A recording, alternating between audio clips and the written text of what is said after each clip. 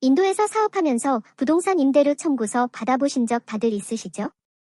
그런데 어느 날 갑자기 찌겨 나온 18%의 GST 때문에 이거 뭐지? 하고 당황하셨다면 오늘 내용이 정말 명쾌한 해답을 드릴 겁니다. 인도 부동산에 적용되는 이 복잡한 GST 규정 2025년 최신 정보로 속 시원하게 한번 파헤쳐 보겠습니다. 자, 오늘 순서는 이렇습니다. 먼저 대체 이 GST가 왜 이렇게 복잡한지 그 이유부터 짚어보고요. 이걸 이해하기 위한 핵심 용어 4가지를 딱 정리해 드릴게요. 이어서 가장 중요한 상업용과 주거용 부동산의 최신 사례들을 분석하고 마지막으로 실무에 바로 적용하실 수 있는 최종 체크리스트까지 함께 확인해 보겠습니다. 네, 그럼 첫 번째 순서입니다. 인도 임차료 GST. 도대체 왜 이렇게 골치가 아픈 걸까요? 그리고 이 예상치 못한 18% 세금의 근본적인 원인은 무엇인지 그 속사정부터 한번 들여다보겠습니다. 바로 이 질문이죠.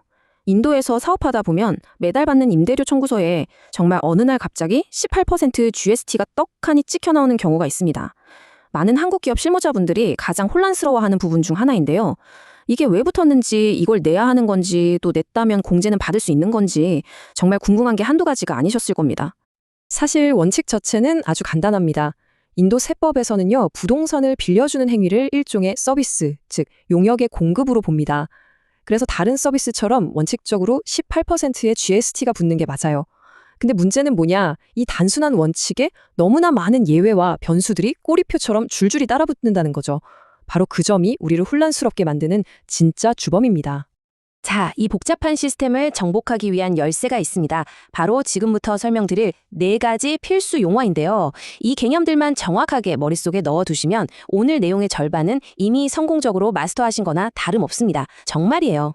먼저 GST입니다. Goods and Services Tax, 즉 재화 및 용역세죠. 간단히 말해서 인도에서 이루어지는 거의 모든 상품과 서비스 거래에 붙는 기본적인 간접세라고 생각하시면 됩니다. 우리나라의 부가가치세랑 아주 비슷한 개념이라고 보시면 돼요. 다음은 ITC, Input Tax Credit, 즉 매입세 공제입니다.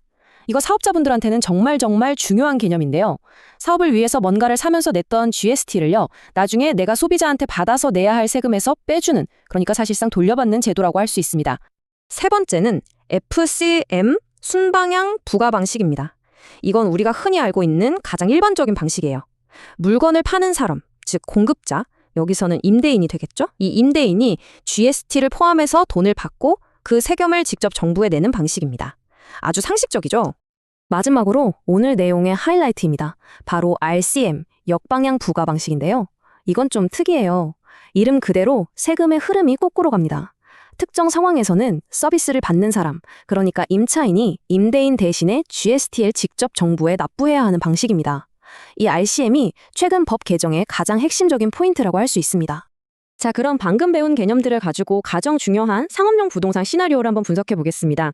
특히 2024년과 2025년 사이에 아주 중요한 변경 사항들이 있었거든요. 이 부분을 꼭 짚고 넘어가야 합니다. 최근 변화의 흐름을 보면요, 정부의 의도가 명확히 보입니다. 2024년 이전에는 그냥 임대인이 GST에 등록했느냐 안 했느냐 이게 유일한 기준이었어요. 그런데 2024년 10월 정부가 세금 누수를 막기 위해 아주 큰 변화를 줍니다. 바로 미등록 임대인한테서 상업용 부동산을 빌리는 경우에도 임차인이 RCM으로 직접 세금을 내도록 한 거죠. 그리고 이어서 2025년 1월에는 소상공인의 부담을 좀 덜어주기 위해서 간이과세자에게는 이 RCM 의무를 면제해주는 조항을 추가했습니다. 이 표를 보시면 모든 시나리오가 한눈에 딱 들어오실 겁니다. 여기서 우리가 가장 주목해야 할 변화는 바로 이 두 번째 줄이에요. 임대인이 미등록 사업자의 경우 2024년 10월부터는 임차인이 RCM 방식으로 직접 세금을 내야 한다는 겁니다. 물론 이 세금은 바로 ITC 공제가 가능하긴 합니다. 그리고 한 가지 더 재밌는 점은 세 번째 줄인데요.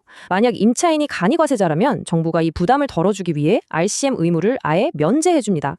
바로 이 RCM 규정이 실무에서 가장 큰 변화라고 할 수 있겠습니다. 상업용 부동산에 대한 내용은 이제 좀 정리가 되셨죠? 좋습니다. 그럼 다음으로 주거용 부동산으로 넘어가 볼게요. 보통 주거용 임대는 GST 면제라고 알려져 있어서 안심하시는 경우가 많은데 여기에 아주 교묘한 함정이 숨어 있습니다.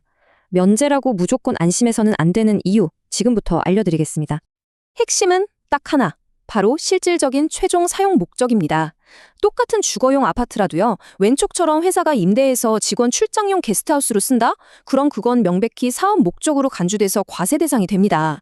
즉, 임차인인 회사가 RCM으로 GST를 내야 하는 거죠. 반면에 오른쪽처럼 GST에 등록된 의사 같은 사업자라도 순수하게 본인과 가족이 살 집으로 빌리고 그 비용을 사업 경비로 처리하지 않는다면 그건 개인 목적으로 봐서 면제가 그대로 유지됩니다.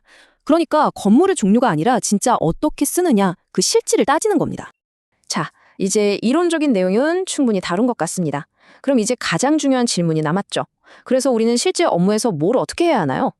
성공적인 GST를 관리를 위해 지금 당장 실행해야 할 최종 체크리스트를 임대인과 임차인 양쪽 입장에서 각각 살펴보겠습니다. 먼저 임대인 입장에서 보겠습니다. 면세소득까지 전부 합친 총소득이 200만 루피를 넘는지 반드시 확인해야 합니다. 이걸 놓치면 나중에 정말 가산세 폭탄을 맞을 수 있거든요.